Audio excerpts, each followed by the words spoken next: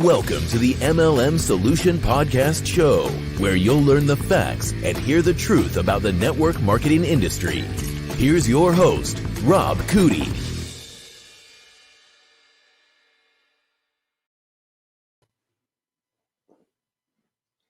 Rob, your mic is muted, sir. Hello there, Miss Marie. Thank you very much. There you are. You know what? It didn't get started right. Well, that's all right. For those of our audience on video, maybe they do some lip reading, but it's a little difficult for the podcast, folks. Yes, it is. Sorry, guys. I had the mute button on. It has been one crazy morning. As I was telling Miss Marie earlier, today's Wednesday, but it feels like a Monday. Everything that could possibly go wrong today for me has possibly gone wrong. And I laugh about it just like I am now. It's just like, oh my gosh. I mean, Miss Marie, if I wanted to stub my toe, I wouldn't be able to do it right, even if I tried. It's one of those days. Well, hopefully the podcast will go great today and the rest of your day will go smoothly. So. Well, it's on the right step because I'm here. There you go. There you go. Well, hey, Rob, I have to tell you, we've had some insane weather here in Utah. I don't know if you heard, but over Labor Day weekend, we had weather in the 90s. So it was like almost 90 on Monday. Mm-hmm. Yesterday, I think it was a high of maybe 52 that I saw. We had extreme winds come through the valley. Like they clocked some of them at 110 miles per hour. Oh, so welcome to 2020. We're having hurricanes in Utah. It's just another reason that 2020 wants to be pulled off the calendar. Oh my goodness, it was crazy. So I was actually downtown last night and there were tons of trees down, lots of branches down. The landscapers with the wood chippers, I tell you what, they're having a heyday. But from like Salt Lake City on north, I think they got hit the worst. The wind came out of the east and it funneled through those canyons and just came through like a hurricane blast. Semi-trucks tipped over, lots of damage. And I think I saw we have something like 170,000 people without power last night. Wow, man, that's amazing. So, wow. I don't know if I've ever been, the strongest wind I've ever been a part of here in Louisville is 80-mile-an-hour sustained winds, and it did the same thing that you're talking about. I can't imagine 110. Can't imagine. That's just amazing.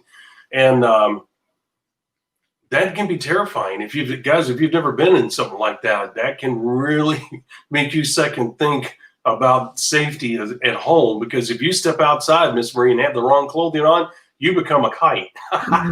Absolutely. Well, and I was actually impressed. They were able to predict that it was coming. So we at least had some warning. Oh, okay, cool. And I was a little bit surprised because we live on the side of a mountain on a bench. Yeah. And we live in a little bit of a wind tunnel normally. And of course, the winds always come through on garbage day, right? Knock over the trash cans. Of course.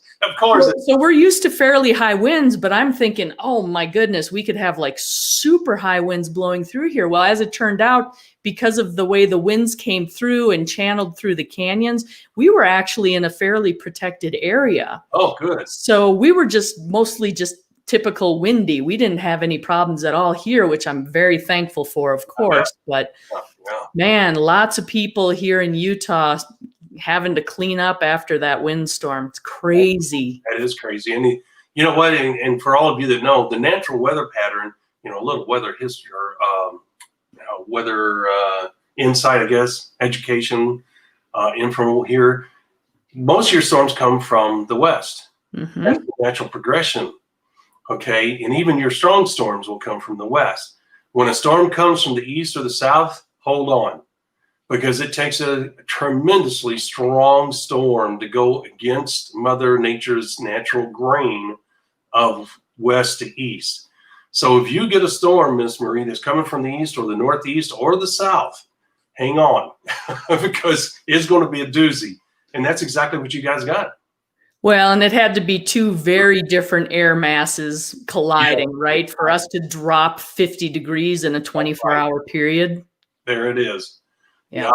And for that wind to come from the east is amazing, to be honest with you. The moment I hear that, I've always been very good at reading weather. Some people tell me I should have been a weatherman, but I have no desire to be a weatherman, but God has blessed me with the ability, for whatever reason, to be able to read weather. My brother and a bunch of other people I used to know and friends used to call me, hey, what's the weather going to be like today? And for the most part, I'm pretty accurate. I'd say probably 60, 70%. But I don't pay attention to it anymore. I used to do it all the time because I worked outside a lot. And so I needed to know. And the weathermen were so off that I was just, and I always had that natural ability. And there's all kinds of telltale signs, which I won't get into here. It doesn't matter. But when I met the wife, she's like, yeah, right, whatever. now she's like, hey, what's the weather going to be like today? And it's a battle between me and Alexa, or the weather. That is impressive, though. I always thought, man, I should have maybe thought about going into meteorology, becoming a weather person on TV or whatever, because it's one of those positions you look at it and it's like, wow, you can be wrong almost 100% of the time and you still get paid. I have a job. That's right. You're absolutely right. And she used to keep score, but I kept winning. So she's like, okay, you got it. And so, but the thing is that, when I went to the military, I went to Chanute Air Force Base, which is no longer around in Illinois, and they had the weather school there, and it was a year long. Yeah, I had friends that went into weather. And, the military has weather people, not only at every base, because, flying planes, et cetera, missiles and things like that.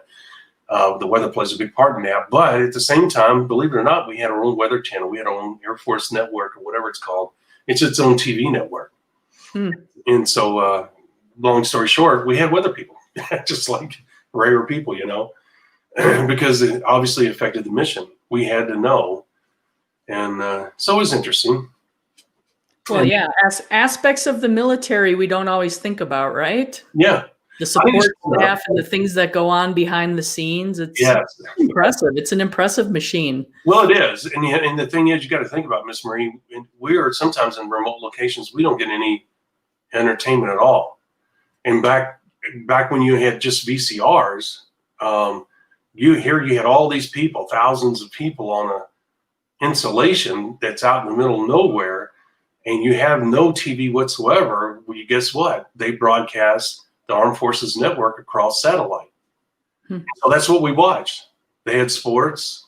They had programming. Of course, they chose the programming, but it was like watching TV. And of course, they did the weather. So we had weathermen that were Air Force or Army, Navy, whatever. So there you go. A little insight. Super cool. It is.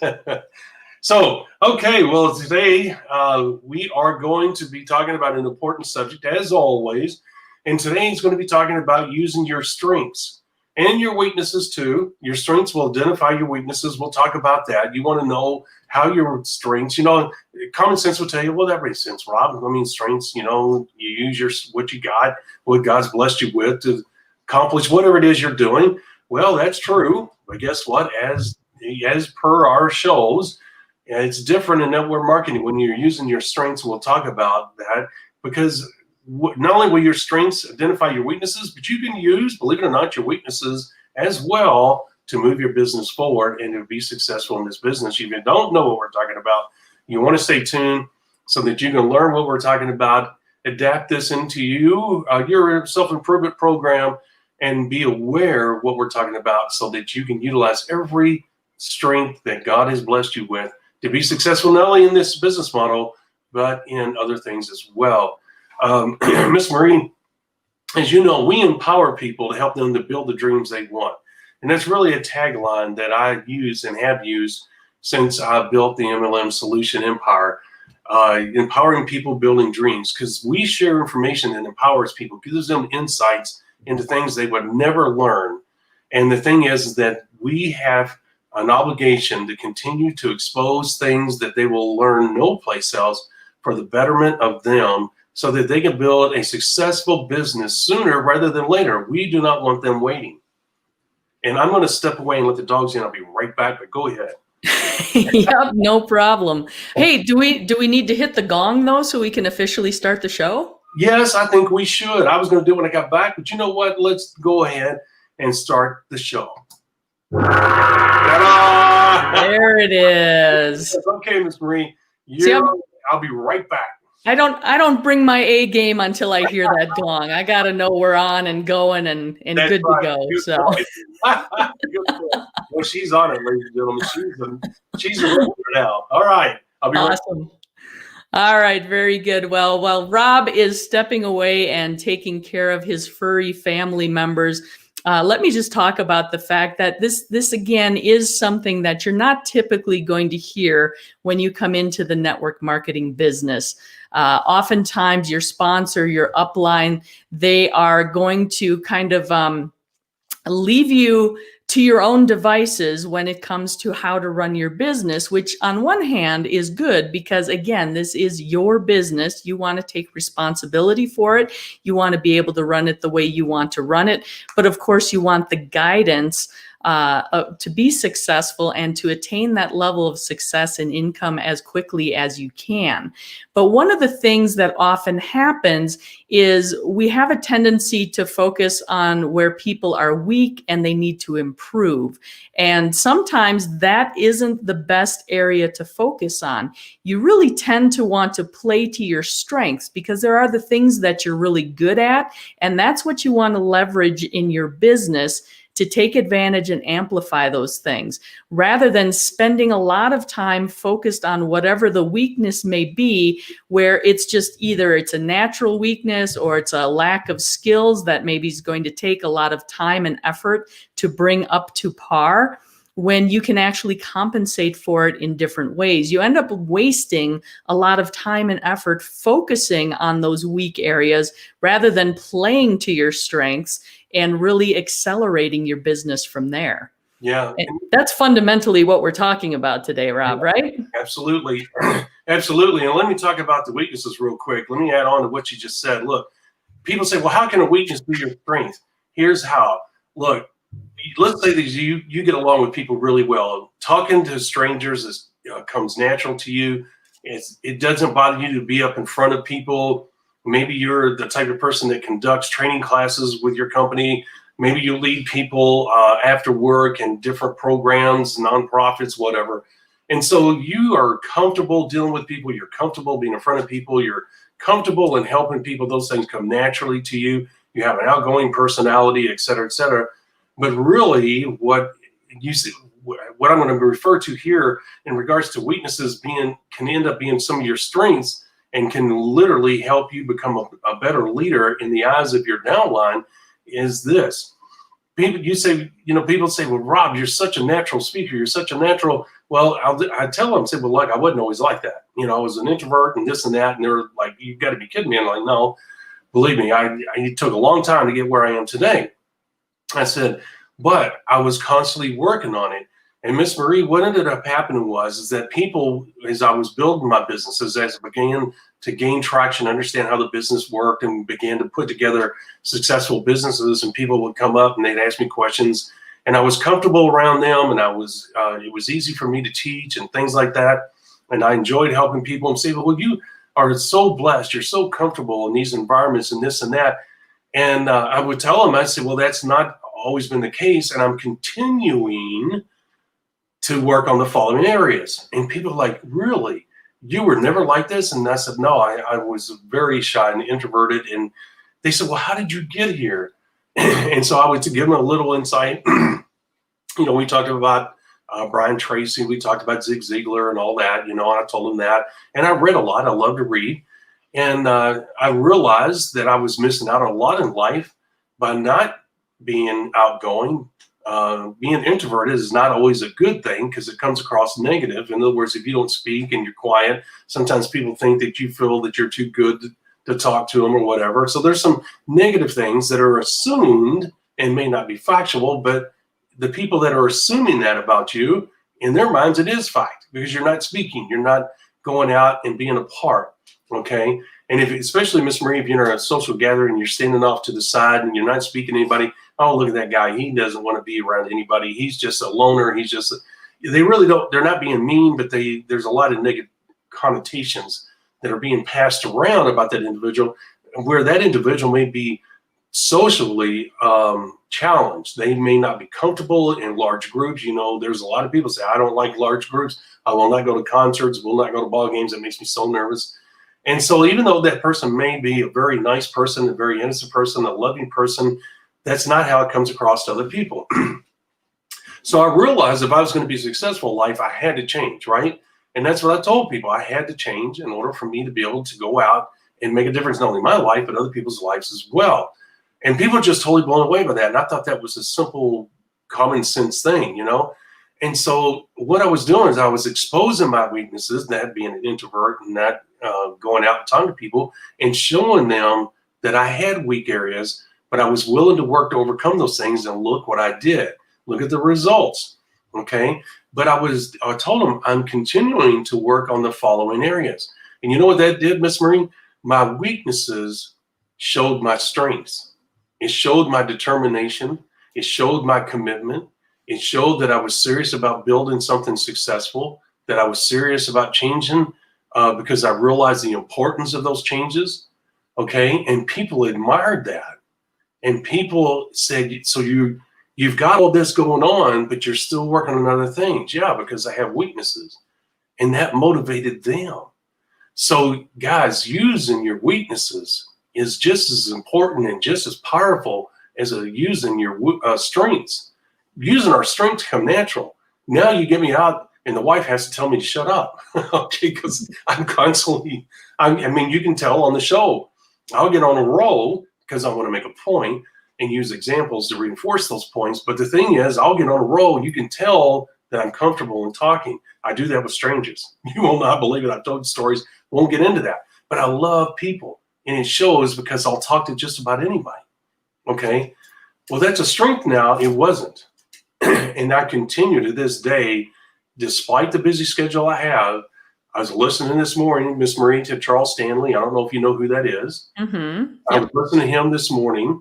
I listened to Zig Ziglar. I listened to Jim Rome, two of my favorites. Og Mandino, my ultimate favorite. Brian Tracy every once in a while. My point is, guys, I still have weaknesses. I'm not trying to be the perfect person. I'm not trying to be totally, how would you say, a complete package. So let's say it that way. That's not what I'm trying to do. I'm looking at the weaknesses that I have and saying, is that really worth my time and effort to change? Okay. And if it's not, then that's counterproductive. That's like me focusing on Marie and missing out on a Sally. You know, Marie has made it clear she's not interested in the business, but I keep trying to convince her and I miss out on Sally. Well, if I focus on a weakness that's really not important at this time, then guess what? I'm missing out on improving a weakness that can really be powerful in my business. Okay. So don't think that weaknesses are not important in any business venture. They are, especially if you verbalize it. Okay. And you want to take those moments to verbalize it, not to promote yourself, but just to say, I understand, sympathize, empathize. You know what? Put yourself in somebody else's shoes, in other words, and say, yes, I understand the challenges you're facing. Here's the challenges I have right now and what I've had in the past and what I did to overcome them. That way people say, wow, despite the fact they're up there in front of us speaking and guiding this class, they're still working on weaknesses. That's really impressive. So hopefully it makes sense. Well, yeah, absolutely it does. And here's the importance of sharing the weaknesses and making that part of your story is obviously people have a tendency to look at the performance rather than all the work that goes on backstage, right? Mm-hmm. Like people see others as an overnight success, or they see them speaking on stage and go, oh my goodness, I could never, do that. I could never be like Rob and get up in front of the whole, team of 100 people and do this training. I could never speak in front of people like that. When in fact, by sharing your story that, hey, that was a weakness of mine. And I've had the same issue, right? I think I've told you the story before. If my high school speech teacher saw me today, she would probably flip her wig because I don't know how I got out of her class. I never actually got up in front of the room and gave a speech. I remember that story, yes. Yeah. So, that's something I have had to work on over time. And people will look at me as like, oh, you just speak so naturally and it just flows and all that. And it's like, well, you wouldn't believe how many times I've gotten up in front of people and I just like there's just this automatic disconnect between my brain and my mouth, and I'm tripping over my tongue, and it's a disaster. But, you have the fortitude and the resilience to keep pushing through, and you keep growing in whatever that aspect is. Because as we both know, Rob, in the network marketing industry, it's a different animal, right? And it requires a different skill set than most people are used to in their normal jobs or their home life or whatever. So there's a certain degree of personal growth that has to take place in order to attain the success that you want. So understanding that none of us just started out on this, high platform, we've all worked our way there. And as people hear those stories reinforced, they're encouraged to continue on that journey themselves and work towards it. Right. And one of the key things is communication skills. And I'm thinking maybe we should do an episode on that at some point. Yeah. But it's a great opportunity within the network marketing structure. If you're not comfortable speaking, you don't like getting up and speaking, there are the Robs of the world that can do that for you somewhere within your team, whether it's upline or downline. You can leverage their skills while you continue to work on your own. But at some point, you do want to be the one up front doing the speaking and training, because there's a natural authority and attractiveness that comes with that helps you build your business and build towards that success. Absolutely. Well said. And Miss Marie, to see you today, I would have never guessed that you were that way in high school. Oh, But it just shows the amazing growth that can take place. Guys, we're living testimony today. Look at us today. How old in a podcast? It goes across the world, across many different languages. And we are here because we committed ourselves to change. And it didn't happen overnight for me. I can't speak for her, but it didn't happen overnight for me. And I remember, Miss Marie, just to reinforce the thing, I remember when I was doing well in the military, and it gets a point where you go from being a gopher, if you want to use a term, when you're new and you don't understand the military, and you really don't understand life, really. And you're in the military, they don't want to put you in a position of in a supervisory position, a position of power or anything, if they don't feel that you're ready, because you're going to be leading other people, and you got to really have your act together. You don't want Rob leading people down the hill to their death march, right? You want Rob to say, no, I don't think we should do that, right? And of course, that's an exaggeration, but the point is they wanted to make sure that you had a level head about you, that you understood how the military worked, and that you were responsible, that you had a history of making good decisions, et cetera, right? And it was a growth process. And when it came time to get promoted to that supervisory level, I didn't want to do it. I remember them asking me, okay, because it has to be signed off, okay? They don't just promote you. If you're not ready, they're not going to promote you. And they're going to talk to you. Sometimes they'll talk to you in private. Sometimes they do it formally, whatever the case. I can't, I can only speak for what I went through when I was in. Of course, that was a long time ago. But the point is, I told them no. You know why? Because I didn't feel like I was a leader. I didn't feel like I was ready. I was quiet. People, for whatever reason, I've always been a leader. People were always attracted to me. Rob, what do you think here? What do you think that? Even when I was introverted, people wanted to give my opinion. But I didn't look at that as a leader. I looked at that as, hey, we're just talking and having a conversation. They want feedback. I never really looked at it that way, right? But the thing is, other people saw in me what I did not see in myself. And we always look at ourselves in a different way, okay? And that's normal. So my point of this conversation is this, Miss Marie. I was not ready at that time to take that step from being a gopher, if you will, to the supervisory level to lead other people. So I went in kicking and screaming. I guess you can use that term a little bit. I didn't literally kick and scream, but I'm saying I was very reluctant, and I was not embracing that change. And one of the things that I'll never forget, and this relates to the episode we did the other day about friends and family. And if you don't know what we're talking about, go back and listen to that. That's a powerful episode. But Miss Marie, I was going to allow friends, the friendships that I had, to affect my decision on making more money and moving up in rank. You know why?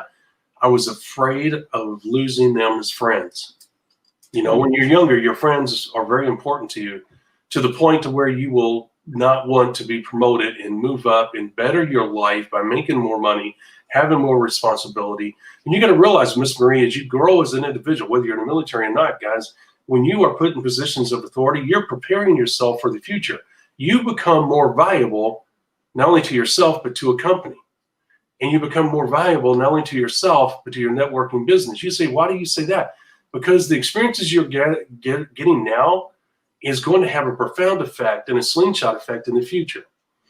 For instance, without dragging this on, if you're with a traditional company and you say, yes, I'm ready, I'll take on that responsibility, and you're only leading 10 people and really a kind of a so-so department, that people that could take or leave. In other words, it's kind of a training ground for supervisors. They don't tell you that, but they put you in there and they put other people in there to see how you're going to act.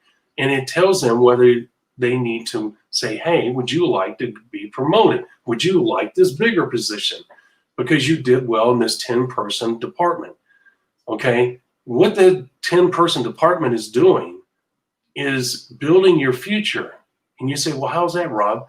Because what you're doing in the day-to-day activity is reflecting your capabilities to those that recognize leadership and judge leadership qualities and say that person has what it takes to do this over here. So while you're doing your day-to-day job, you're building your resume for better things ahead. That's what you're doing in network marketing. That's what these episodes are about. That's why we put them together. Well, overall, it's you're building the value you bring to the world, right? And the more value you can contribute, the more problems you can solve, the more you end up being compensated, whether it's financially or other means as well. And one of the things I've noticed, Rob, and again, I'm going to go down the gender road just a little bit because we've talked about the differences between men and women in network marketing oftentimes. This is one of the areas where I see a distinct difference oftentimes is that label of leader and being in that leadership position.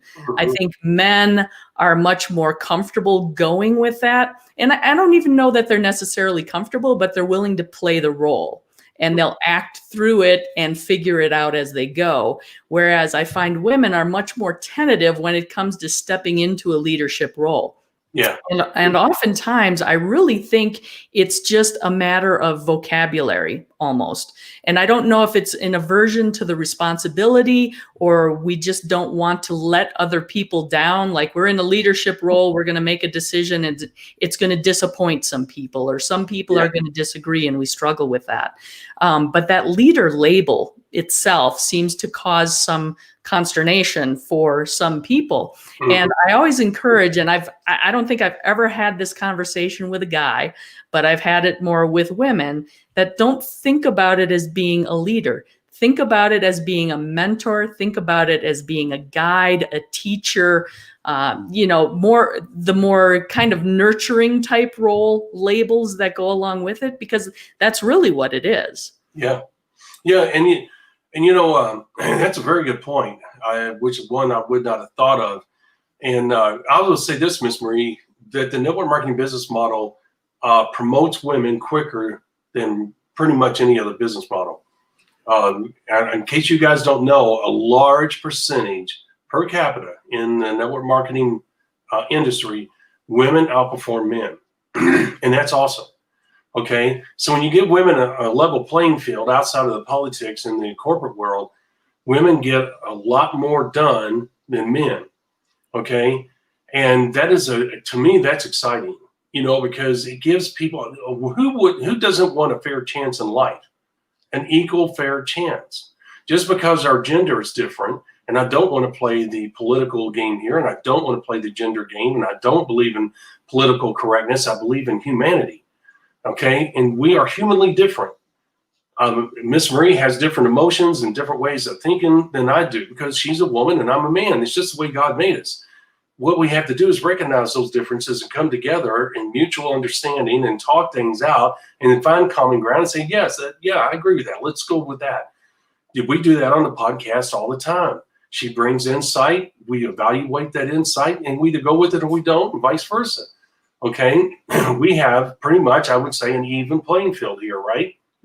So Oh, absolutely. And that's the beauty of the network marketing industry, right? yeah, It is probably the great equalizer when it comes to people, because regardless of your background, your skills and abilities, you can learn, you can earn, you can attain at whatever level you want to strive for. yeah, And this is one of those areas where you're really playing to your strengths, and it does play to the strengths of women in particular, which is why there are so many that are successful in the network marketing industry, is that communication, nurturing, training that comes very naturally yes, to women, and just the interpersonal interaction typically, where men tend to be a little bit more straightforward, brief in what they're saying. They're charging forward, and it's interesting because we talk about the success level of women in the industry, and I've forgotten what the percentage is, but it's a high percentage of women in the United States making six-figure incomes per year. It's in the network marketing industry. yeah. Yeah, and you're right.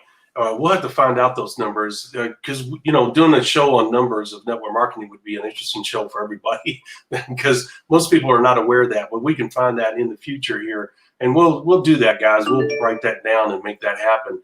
Okay, so what she's talking about is absolutely true. And you got to realize, guys, that this business model was created pretty much in the late 50s and really refined and came into its own in the 60s, and then matured as the years went along.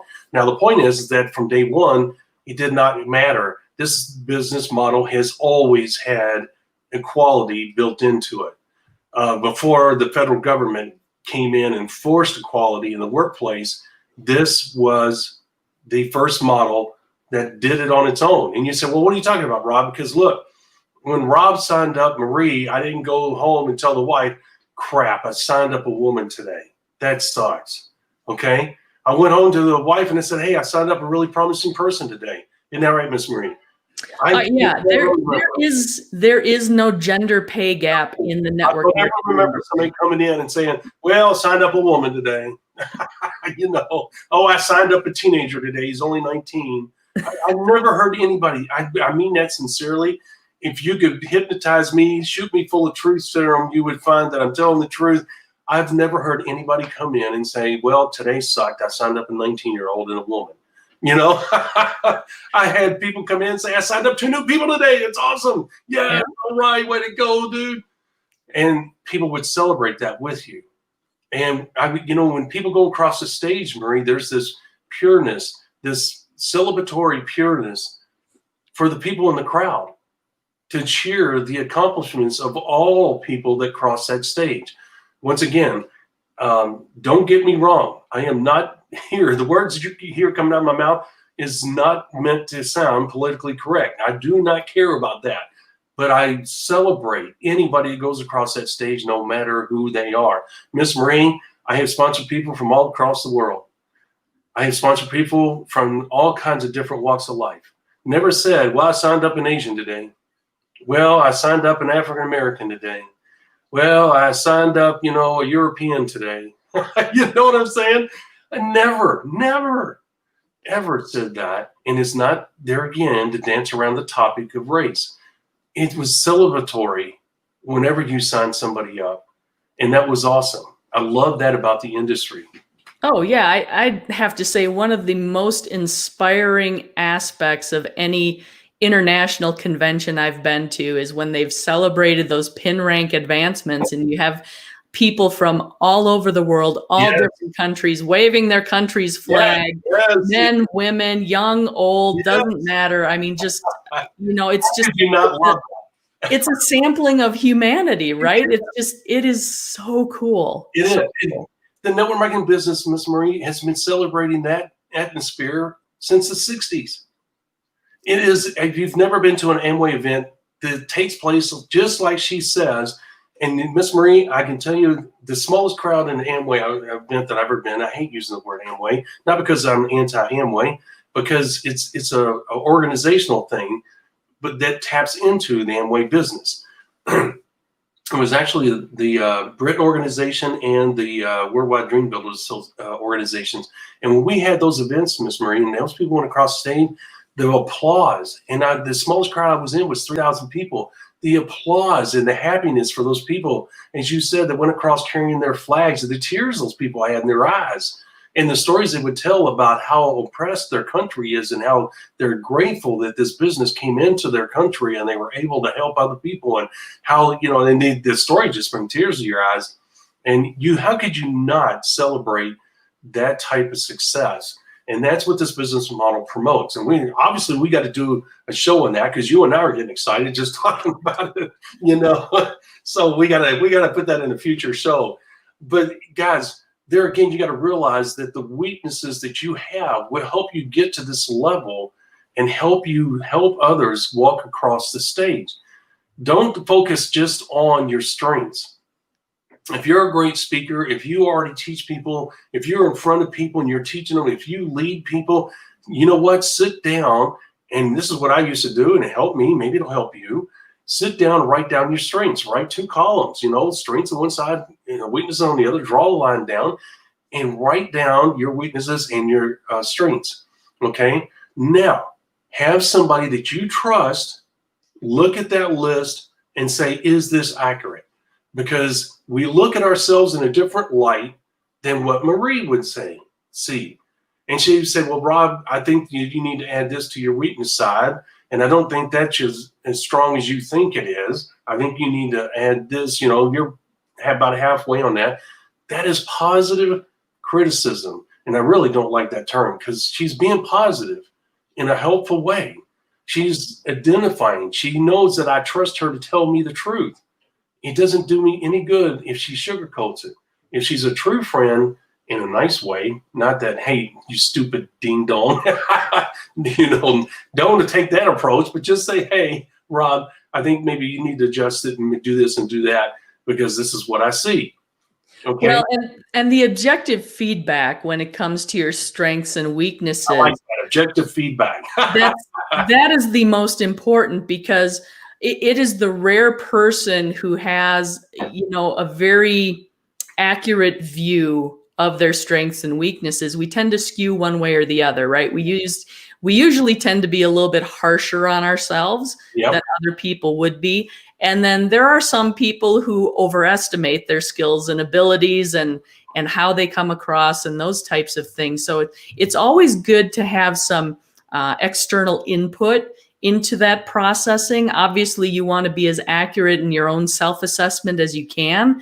But like Rob said, you want to find that trusted person or two that you can go to and get that objective feedback to help you hone in on those areas that, yes, this is truly a strength that I need to leverage in my business, and this is a weakness. And then you need to make the determination, do I need to work on that? How much do I need to work on that?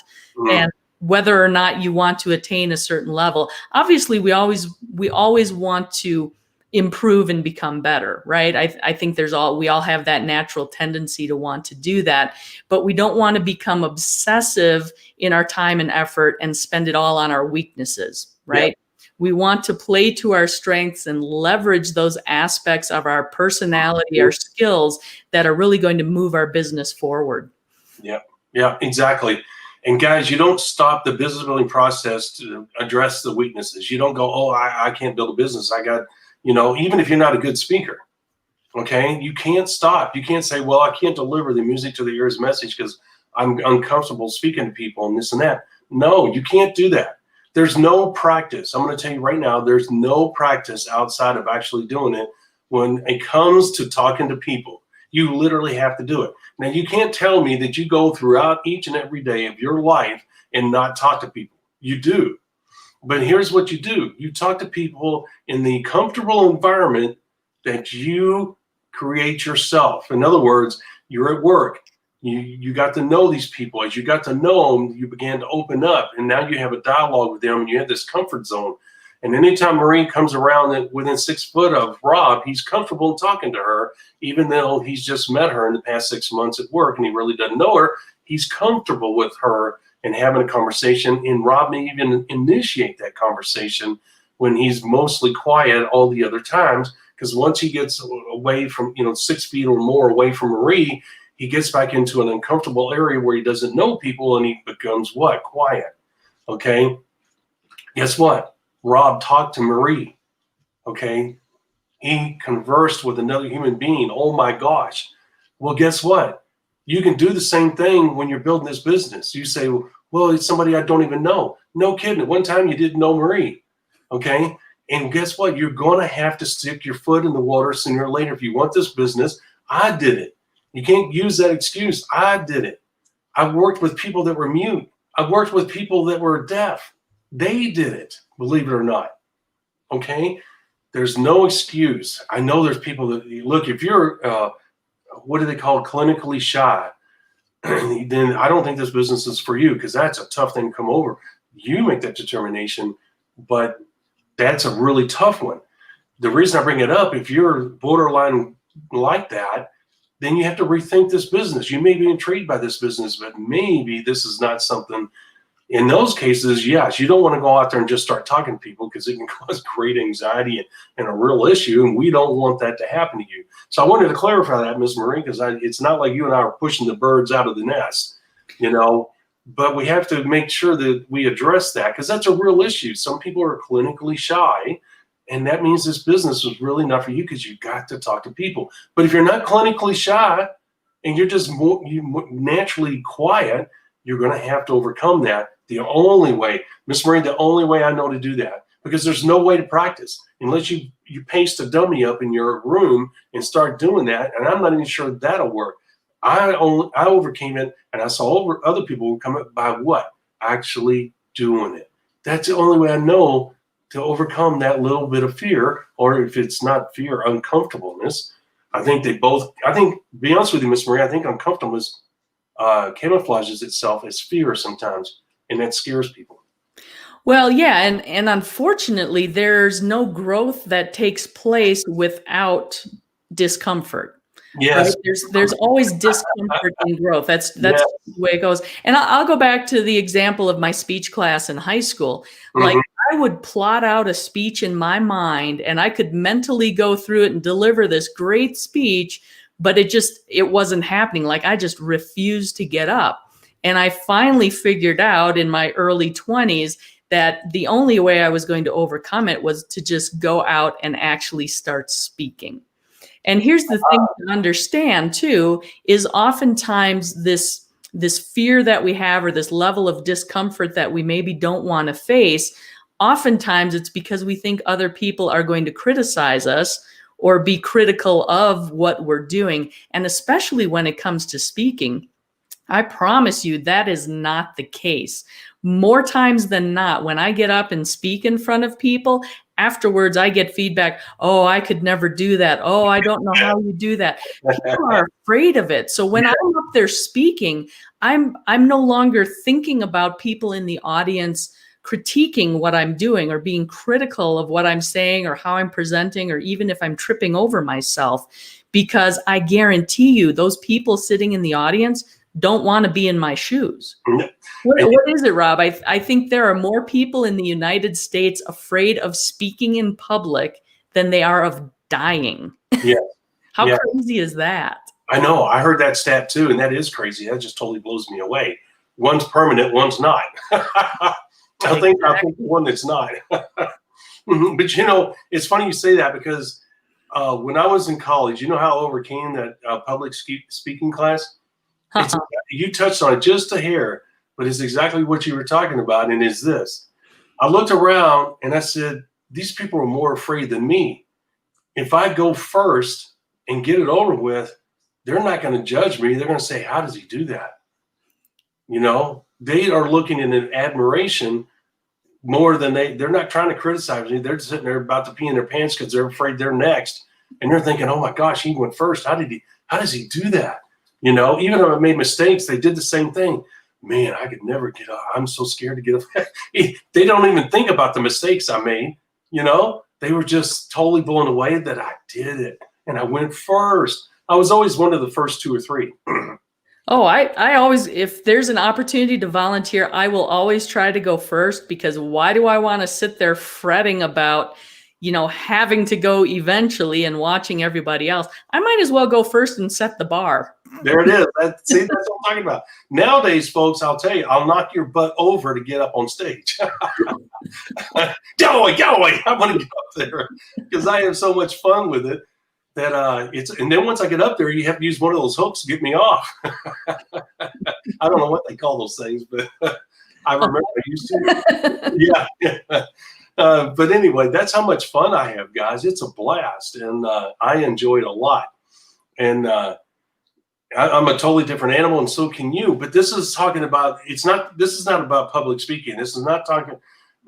This show's not about talking to your prospect. What it's about is working on your weaknesses. And one of the reasons we bring this subject up is because one of the biggest weaknesses, as she just stated, is people talking to other people. Okay, and that's something that Miss Marie and I are going to build a show around, because we know without a doubt that's going to be a large portion of the people in the world. They're going to fall in that category. So we're talking about that and kind of highlighting that a little bit, not on purpose, but because that is one of the main issues that you're going to face. And one of the main things you're going to put down on your weakness side, I'm afraid to talk to people. Okay, and being shy is different than talking to people. Okay, you can be shy and still kind of talk, but you kind of whisper, I've been around people that talk so softly because they're shy. They'll still talk, but they talk very softly. Well, at least you're talking, and that's a beginning. But once again, you just heard us tell our own stories. Miss Marie, her story and mine, they're different, but they are the same, and that is we eventually had to step forward.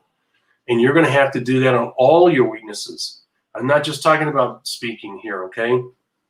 But you cannot build a business without talking to people. And you said, well, Rob, what if I use technology to deliver the music to the ears message and this and that? That's awesome.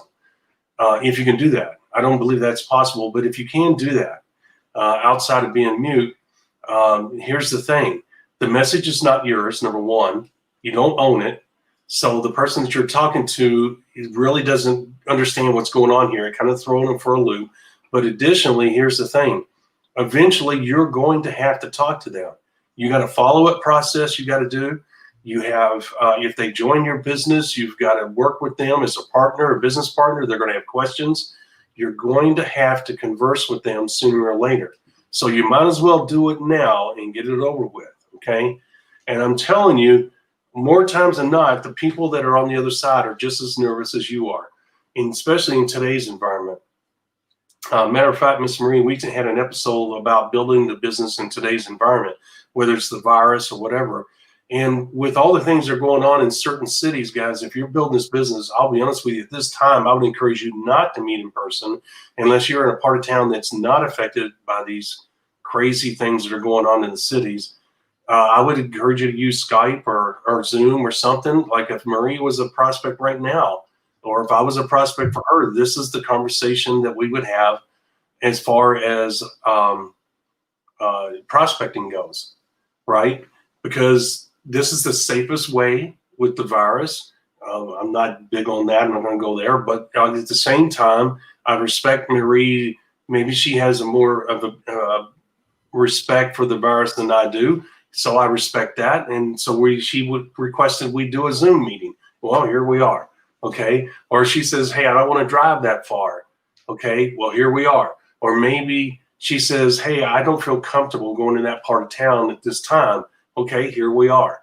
Okay. And what am I doing? I'm delivering the music to the ears message, no different than if I was to meet her in person. Hey, Marie, this is Rob Goody. This is where I'm meeting with you. I do the same thing.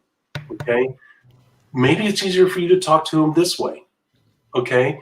That's the reason why I bring up this medium, because if you're still struggling with meeting someone in person and that scares you, Miss Marie, a lot of young people, and I don't mean like 18, 19, but I'm talking about younger people are very comfortable with these platforms, these video platforms. Guys, you can do it on your phone. You can do it on your tablet. You can do it on your computer. It doesn't matter how you do the video portion of it. Just deliver the message, set a follow-up, and do it. And you can do the follow-up here too. Maybe you're more comfortable talking in this way than you are in person. That's awesome. That's a way to overcome it. What are you doing? You're working on your weaknesses, okay? So Weaknesses aren't always business related either. I don't want to put that out there. Look, if you have health issues, if you have time management issues, if you have a personality issue where you push people away, those are weaknesses, okay? And you can turn those weaknesses, as we stated in the beginning of the show, into strengths, because as you grow as a person and people start coming to you, and as I told the story earlier, they will go, you were introverted, really, and you're working on what now? And that's going to once again set the bar, as she said, higher. And guess what? Your people are going to say, I want to follow Marie. She's working on her. She's already right here. That's awesome. She's a woman. She's taking control. She's doing something special. And now she's continuing to work on herself. She motivates me. I want to be like her. I'm going to do the same thing. That's, once again, how you build a strong business, because Miss Marie is setting an example and building rapport with other women because of the fact that they respect what she has accomplished and how strong she is, and that she's willing and able to address her weaknesses, which is actually a strength, and motivates those people. See how it works? And it's not just business related. I want to make that sure that you understand when you make your weakness aside, it's not all about business. That's not what we're talking about. We're talking about human weaknesses, right, Miss Marie? That can have an impact on the business. I want to clarify that. Yep. Nope. Absolutely. And I also want to touch on something that I think is really important, and that's when a strength that you normally have may actually be a weakness in the network marketing industry. Point. So let me tell you why this is important, because I struggled with it when I originally got involved in the network marketing industry. Okay. Because my background's in information technology, disaster planning, those types of things. So I tend to be very left brain logical and very detail oriented, which is great in that career field, but bringing it into the network marketing industry, especially early on, was actually a major weakness for me, because what happened was I wanted to know everything about everything. I thought I needed to know all the details about the product. I thought I needed to know all the details of the comp plan. And I was out there like lost in the weeds, figuring out all these details, thinking I had to know everything before I could actually start talking to people to build my business. So it negatively impacted my business, was very clearly a weakness, because it was not a business building activity at all. I was lost in the trees and not seeing the forest. So it took some time and effort on my part to actually start stepping away from that and realizing like, I don't need to know everything. There's resources, there's places to send people. I can leverage other people in my organization, whether upline or downline, for some of those details. I didn't need to know everything. So I really struggled early on with that strength that I have of being so detail oriented, where it was truly a weakness in the network marketing industry. Yeah, that's a good point. You know, I'm so focused on the weakness side, I forgot about the strengths being weaknesses as well. That is a great point. Matter of fact, Ms. Marie, if you don't mind writing down a future episode, when positive traits become negative business practices or something like that. We'll figure out the title later. But she's absolutely right, guys. And that is not only that, Ms. Marie, I sponsored, as I've told you guys in the past, really successful people in various aspects of life. Let's talk about people that owned a retail business, okay? And in the retail business, you do advertising, you lead more by authoritative methods than you do in a cohesive work together environment. And it's a totally different animal, the retail business world, okay? And what happened is, Miss Marie, these people were successful, and they were like, they carried this attitude, well, don't tell me what to do because I'm successful over here, and I'm making a lot of money and I have a great life. So obviously they recognize it as a business. So they said, you know, I can do it over here too. And I would tell them, I said, look, that's wrong. This is a totally different animal. This is not going to work. And I remember some of the spouses coming to me and saying, Rob, please talk to my husband. They are throwing thousands of dollars away on advertising, on this, on that. They're not following the system. They believe that they're strong, that their success and their strong personality will convince people to join the business because, hey, I'm so-and-so, I'm successful, and I say this is good, you should join me because I'm going to build a success. And you know what? Even if they convince people to join Mitzmer, you know what was going to happen. They were going to do nothing. They only joined because their boss told them to, or their friend told them to, and they didn't want to let their boss down. They didn't want to let their friend down. So yeah, I'll join. And they didn't do anything. Okay. And then the person gets all upset. Rob, why is this not working? What do you think I told them? Because you wouldn't listen. And that's a prime example of strengths. They had great leadership ability, but it was more authoritative than it was not cohesive, but collaborative. Thank you. Age. I'll blame it on my age. So yeah, instead of having that type of environment, they had the authoritative environment, and they could not see the trees because of the forest, or the forest because of the trees, whatever it is. And they couldn't see that this was such a weakness to them. Well, no, I've been doing this my whole life. And you know what? Don't throw money. Don't buy flyers. Don't buy yard signs to stick in. Don't put stickers on cars. Don't do, well, and see, they were buying all that advertising. Well, that works in my business. Well, no. It does not work here. It comes across scammy. It comes across pyramid-like. Don't do that. Rob, you don't know what you're talking about. Advertising is advertising. It doesn't matter what, business model it is. Okay, and I would tell the spouse, I talk to them, but they're not listening. And you know how they got to where they are? Because they followed their own instincts, and their success reinforced those instincts. So now they're in a position where they don't want to listen to anybody. Well, obviously they walked away with their tails tucked between their legs saying that business model sucks, that business model, blah, blah, that, blah, blah, blah, having a fit and, cussing it up and down because it didn't work. And you know what? Here it is. Their success was an impediment to their success in the network marketing business model because they tried to carry their strengths from that traditional business model into the network marketing. Guys, there's a prime example and another example of what Miss Marie's talking about, and that is the strengths become weaknesses. Okay, and you do not want to do that. Miss Marie, we could go on and on and on about the strengths that people have that do not fit the network marketing business model. Yeah, and one of the important aspects that you touched on there, of course, is you don't want to reinvent the wheel. If you're coming into a network marketing business and there's a proven system in place, you need to follow it. And it's one of those things where, again, it's a strength out in the world, especially in the career fields or whatever, that becomes a weakness in network marketing. Is this idea that, a little bit of a bull in a china shop, right? It's like, well, I can be successful. I know how to do this. And I'm just going to apply my skills and abilities to it and figure it out as I go, rather than using the system that's there. They try to reinvent the wheel.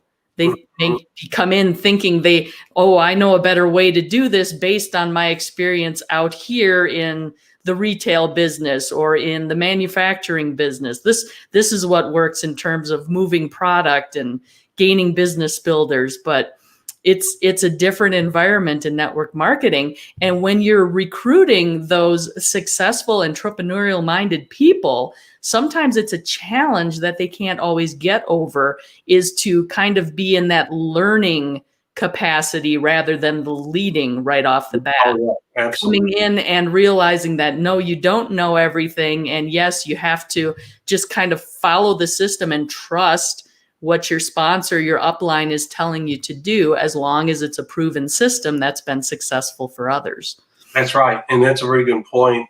And there again reinforces what we're talking about here, is that, guys, it does go both ways. And man, I can't believe I missed that whole thing during this show, but it goes both ways. Your weaknesses can be weaknesses in this business model that you need to work on improving, but at the same time, your strengths can certainly cross over and become major weaknesses, especially if you're successful. I don't care if you're a doctor or a business owner or a lawyer, and well, I said business owner, a teacher, a professor, whatever. The point is that if you have a certain level of success and you admire yourself for that success, that is a roadblock from day one. And I do remember Miss Marie talking to people once. I learned how difficult it was, because people get excited on sponsoring a business leader or a business owner or whatever the case may be. And here's the thing, Miss Marie, after I learned, obviously the hard way, when I sponsored people like that, they said, well, what do I have to do, this and that? And I would tell them after we had our discussion, the short discussion, I said, look, I'm going to tell you something right now. Do you know what your biggest roadblock is to succeeding in this business model? And they say, what? And I said, your success. And really what it was their attitude. But I'm not going to come out and personally slap them upside the face right at that moment by saying your attitude. Okay. And it wasn't negative. Okay. They have a right to have that attitude because they accomplished a lot in their life, and they should be proud of what they've accomplished, and they should take some pride in that accomplishment. But the point is, that is a problem in this business model. That is a major roadblock. And I can't tell you, Ms. Marie, how many people that had great potential did nothing in this business because of that mindset, because they're successful. And you can't tell me what to do. I know how to make this business work.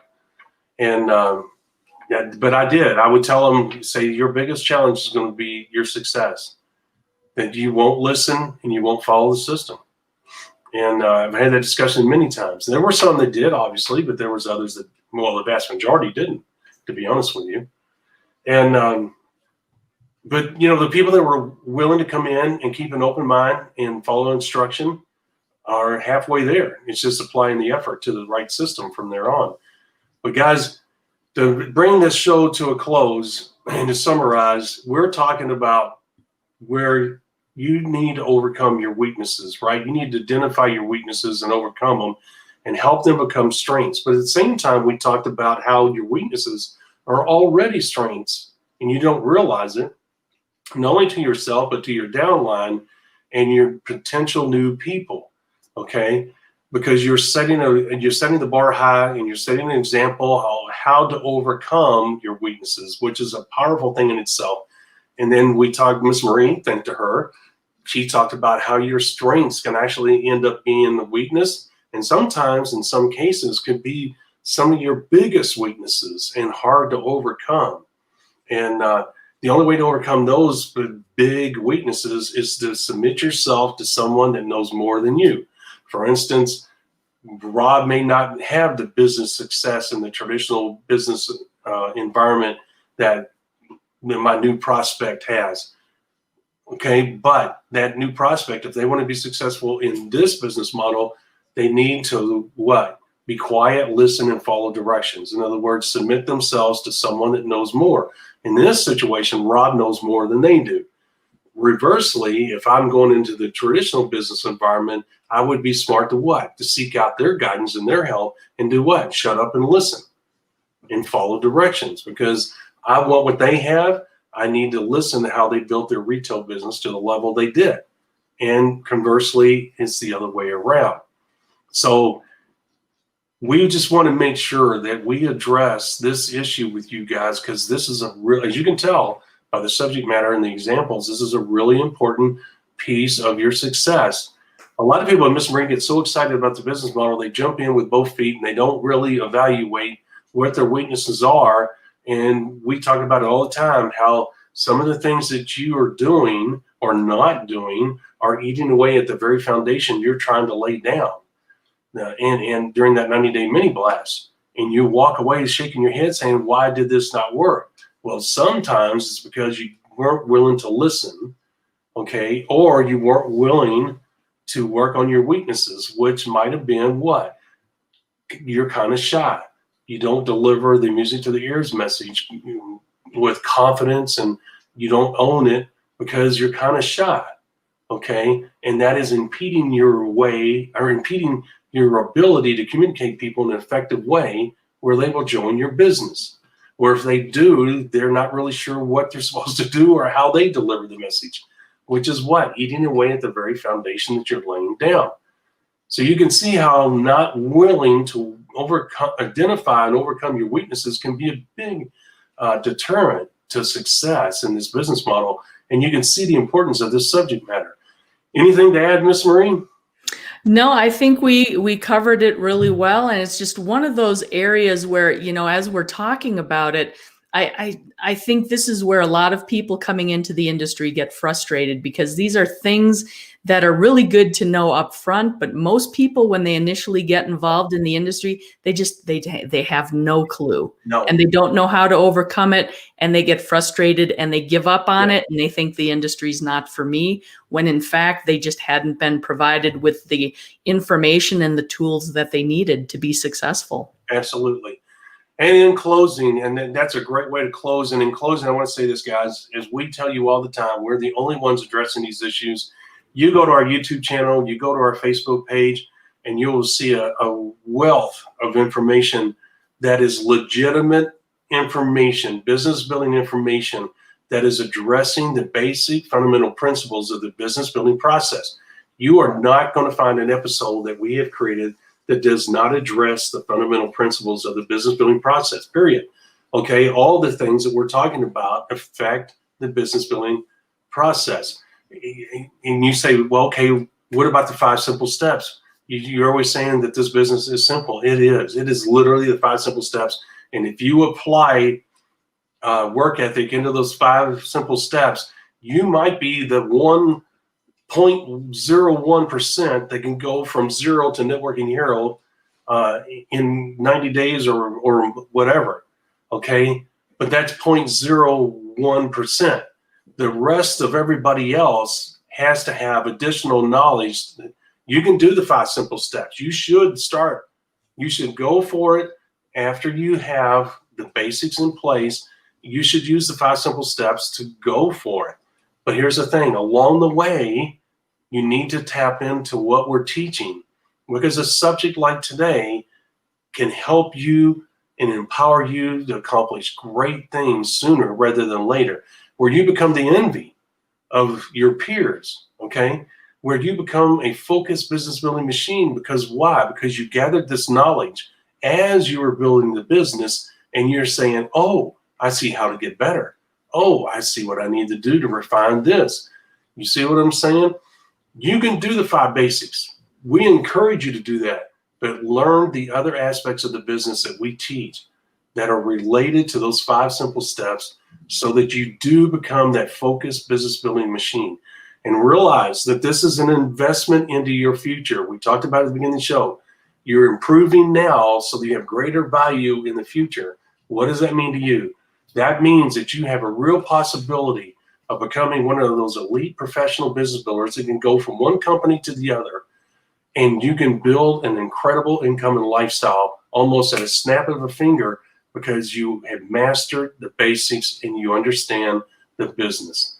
So I just want to say that as we close, so that you understand the power of what we have brought to you. All right, if you will, please share, like, and comment on your various social media platforms. Look for us by using the hashtag #TheMLMSolution, hashtag #TheMLMSolution. Also, while you're on our YouTube channel, please register by hitting the register button. And if you will, hit the little bell twice to get notifications when we go live and when we upload new content. Miss Marie, will you do that one there? Yep, and please give us a thumbs up if you like what you hear, you're understanding the points we're making. Feel free to drop a comment as well. Let us know what's resonating with you, or what do you even have questions about. We'll oftentimes try to address those questions right in the live episode, but if not, Freelance Fridays is always a time when we cover a lot of different topics, or we may just respond directly to you. We want to make sure we're bringing you value so you can build your business, help your team. So be sure to spread this information as well. Visit us online at themlmsolution.net. That's themlmsolution.net. Wonderful, wonderful items of value there for you. Some free downloads. I highly recommend you go check that out. And then, of course, you can find us on any of the social media platforms using hashtag #TheMLMSolution. And then finally, want to call to attention again our feedback form that we have available on our website. If you go to themlmsolution.net/survey, there's a quick little 2 minutes or less, fill out, provide us your information, let us know what we can do for you, how we can help you, what information you'd like to hear. And we may very well build an episode around that because, again, we're here to help you succeed, achieve your goals and dreams as quickly as possible in this wonderful, wonderful industry of network marketing. Right. Absolutely. And tomorrow's episode is going to be the green-eyed monster, and it's not what you're talking about, or not what you think. It has a little bit of that in it, but it's not what you think. You don't want to miss tomorrow's episode, because we're going to talk about the green-eyed monster and, of course, the negative effect that nasty monster can have on your business, building activity, and your success as a whole. So you don't want to miss tomorrow's episode to find out what this green-eyed monster is and what kind of impact it's going to have if you allow it to exist. With that being said, Miss Marie, tomorrow at 11 a.m. Eastern Standard Time on our Facebook page and YouTube channel. As always, everybody have a great day. We'll see you tomorrow. Thank you for listening. Okay, what's going on? Thank you for listening to the MLM Solution Podcast. For more info, visit our website, themlmsolution.net. Please follow us on the following platforms: Facebook, YouTube, etc. And share this podcast with our fellow network marketers around the world by hitting the share button on our various platforms.